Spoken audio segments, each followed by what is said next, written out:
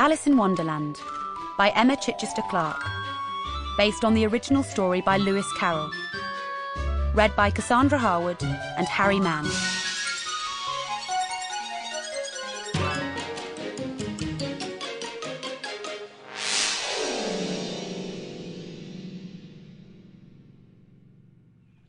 Alice was sitting with her sister on the riverbank.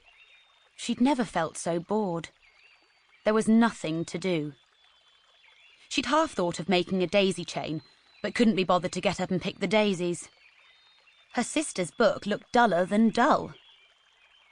What's the use of a book, thought Alice, without pictures or conversation? But at that moment, a white rabbit with pink eyes and a jacket to match rushed by. Oh dear, I'll be late," he said as he looked at his pocket watch. Alice leapt up and ran after him, just as he disappeared down a rabbit hole. Suddenly, she was falling and falling.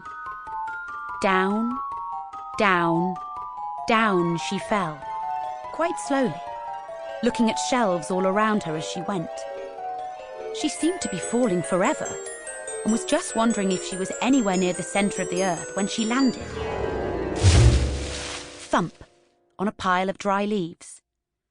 The white rabbit rushed ahead down a long, dark passage. "Oh, my ears and whiskers," he muttered. "How late it's getting." Alice raced after him, but he completely vanished, and she found herself alone in a long hall with doors on either side. Every door was locked. How was she to get out again? Eventually, Alice noticed a glass table with a little golden key lying on it. Surely it must fit one of the doors. But she tried them all twice, and it didn't. On the second time round, she found a low curtain hiding a tiny door. The key turned, and Alice peered through to the loveliest garden.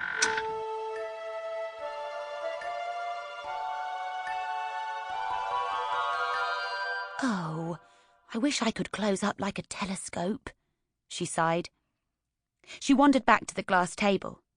It had a bottle standing on it. That certainly wasn't there before, said Alice. The label said, "Drink me."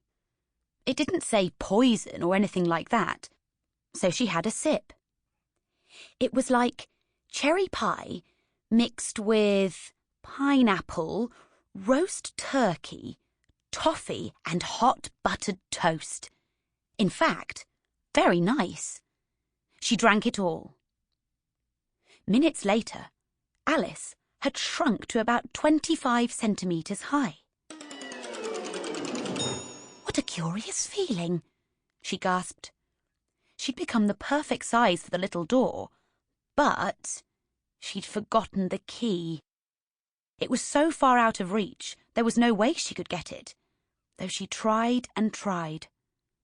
Alice burst into tears. "There's no use crying like that," she said crossly, wiping her eyes. As she did so, she saw a small glass box under the table with a tiny cake inside. On it were the words, "Eat me," written in currants. Alice began. "Curiouser and curiouser.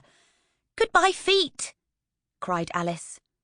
She was growing taller and taller. When her head hit the ceiling, she knew it was hopeless to even think of the lovely garden, and that made her cry again. She felt so desperate that when the white rabbit appeared, she hoped he'd help, but he shrieked with horror, dropping his fan and gloves, and ran away. Poor Alice. Everything was so peculiar that she wasn't even sure who she was anymore. Everything was scrambled and upside down.